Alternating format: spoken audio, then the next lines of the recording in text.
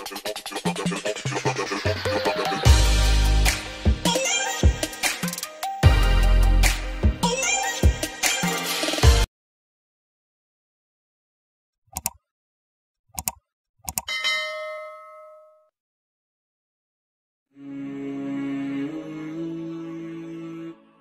kalau ini dari Mizanul Amal.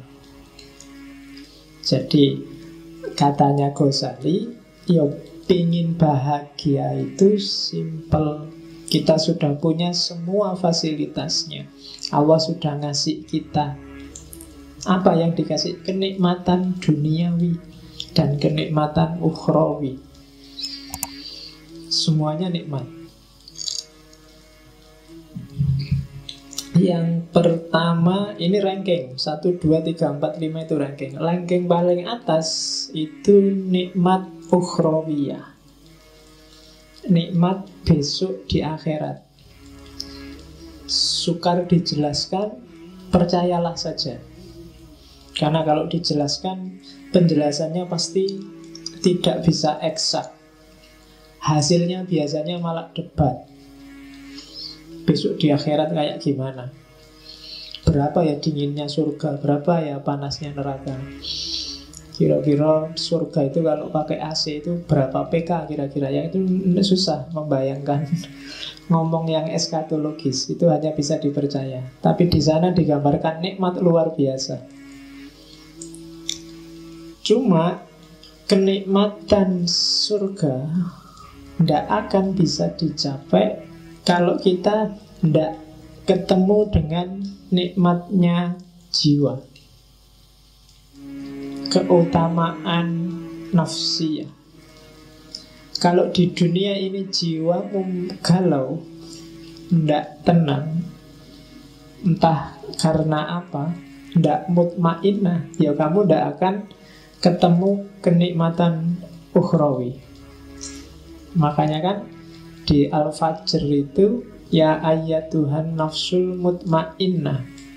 Kalau makomnya jiwamu belum nyampe mutmainnah, kamu tidak akan ketemu nikmatnya ukhrawi. Jadi jiwamu harus stabil dan nikmat dulu.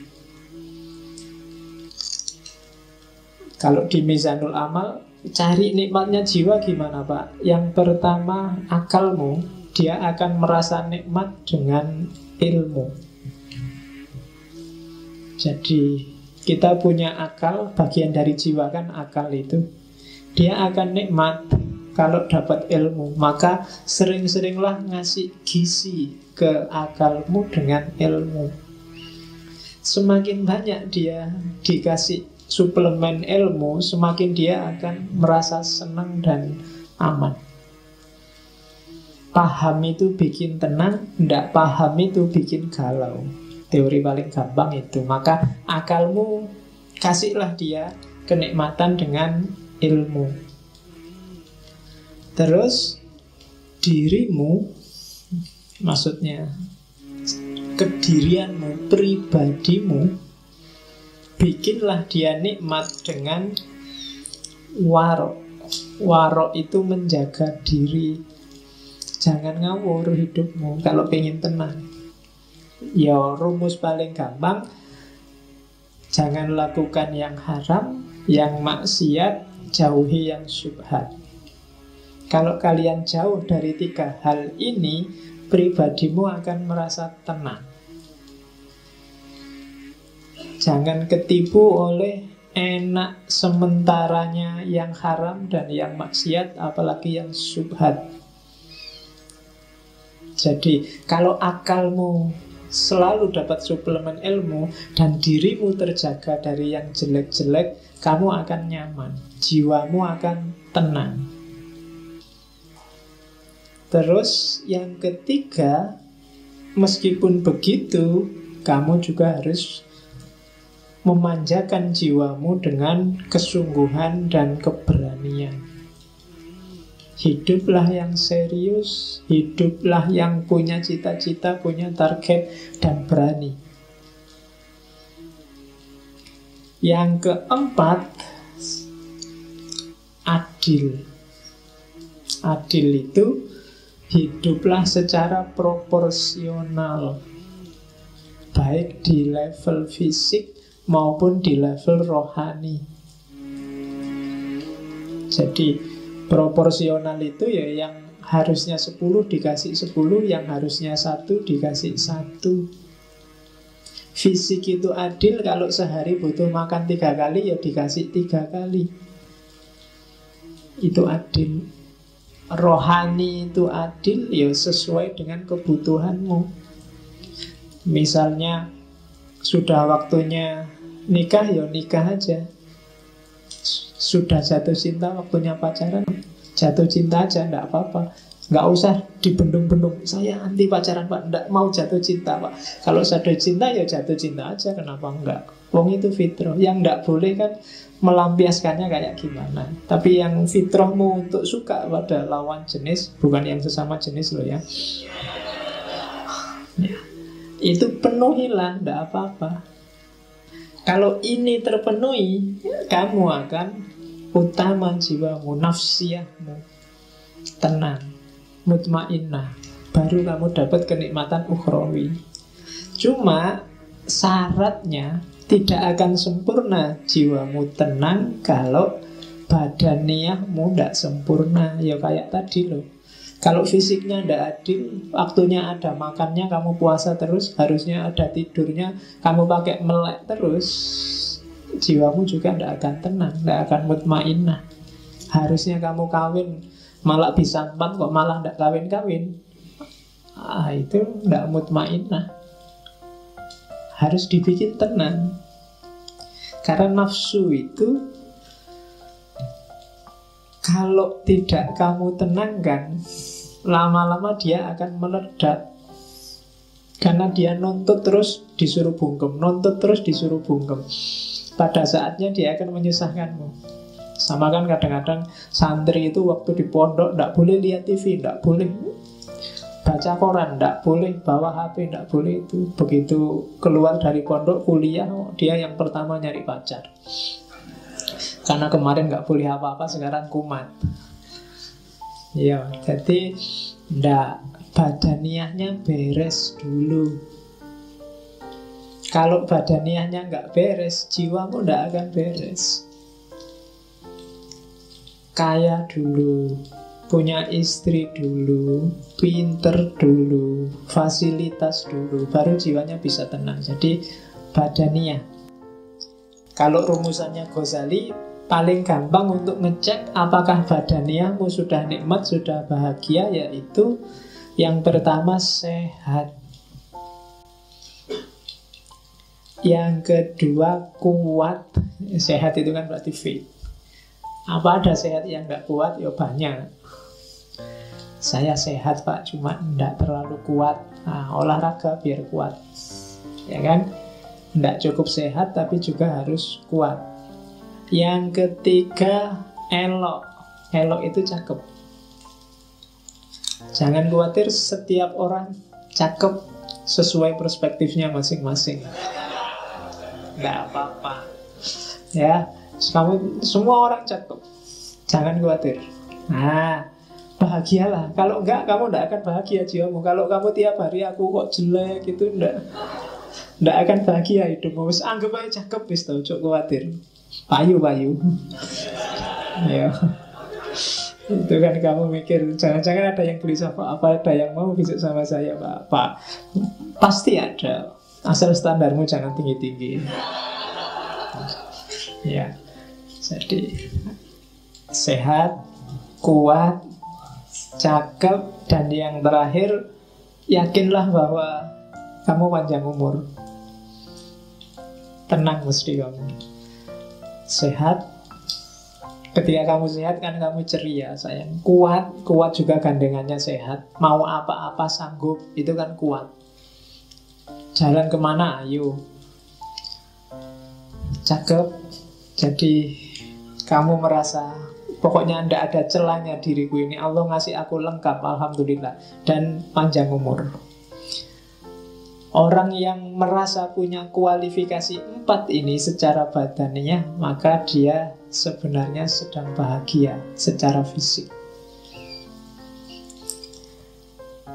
Cuma selanjutnya,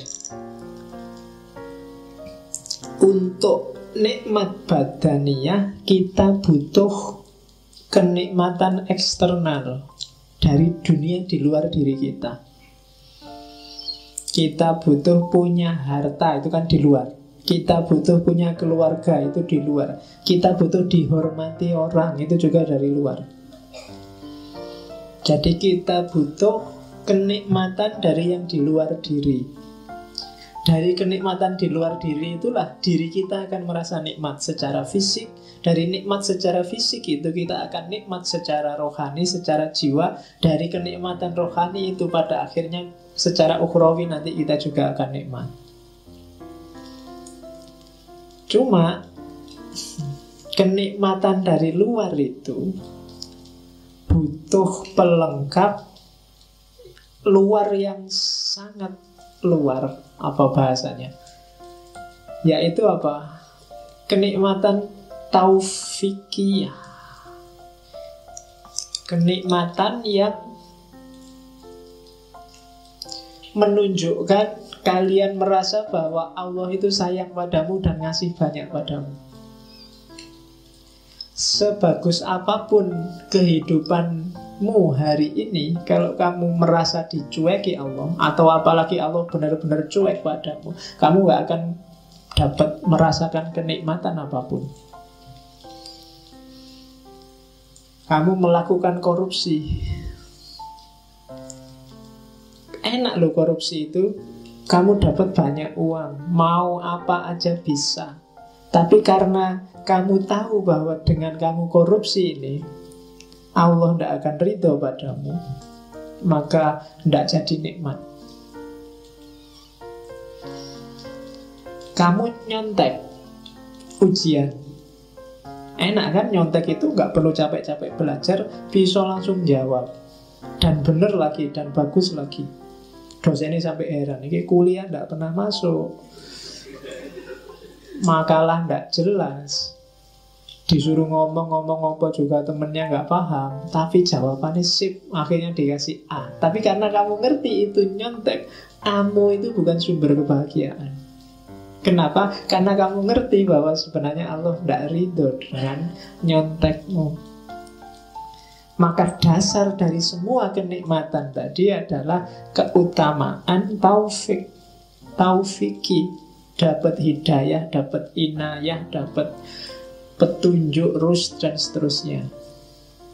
Jadi pertama-tama yakinlah bahwa Allah ridho padamu. Setelah itu carilah bekal yang kamu butuhkan untuk nikmat, untuk bahagia. Nyari harta, nyari kehormatan, nyari status, cari tidak apa-apa, itu sumber kehormatan. Kalau itu sudah dapat, maka kamu akan dapat kenikmatan duniawi, kenikmatan badaniyah. Dengan bekal kenikmatan badaniyah ini, jiwamu juga akan nikmat, bahagia, akan tenang. Ketika jiwamu bahagia, insya Allah besok akhiratmu bahagia. Bandingkan dengan orang yang sejak awal sudah tidak dapat ridhonya Allah, maka kenikmatan eksternal tadi akan jadi sumber bencana. Kenikmatan badaniyahnya akan disetir oleh nafsunya, maka jiwanya nggak akan jadi tenang. Dan di akhirat juga otomatis kacau. Jadi rumus pertama bahagia adalah pastikan bahwa menurutmu yang kamu lakukan itu diridhoi oleh Allah. Oke, setelah itu baru mikir nyari uang di mana, nyari kerja di mana, nyari istri di mana. Kalau sudah dapat kekayaan, dapat status, dapat kerja, itu kan nikmat. Hasilnya semua itu kenikmatan badaniyahmu. Kamu jadi sehat, kamu jadi kuat, kamu jadi elok, kamu jadi tampan. Kemarin gak punya duit, beli sampo sama sabun aja. Kan? Kalau duitnya banyak kan sekarang santai, beli parfum, beli make up, malah bisa. Kalau itu sudah terpenuhi kan jiwamu kan tenang. Dan setelah jiwamu tenang, kamu nambah lagi menyempurnakan jiwamu, misalnya dengan cari ilmu, dengan memelihara diri, dan seterusnya. Maka ketika kamu meninggal, kamu akan mutmainnah, dan kamu akan dapat kebahagiaan ukhrawi.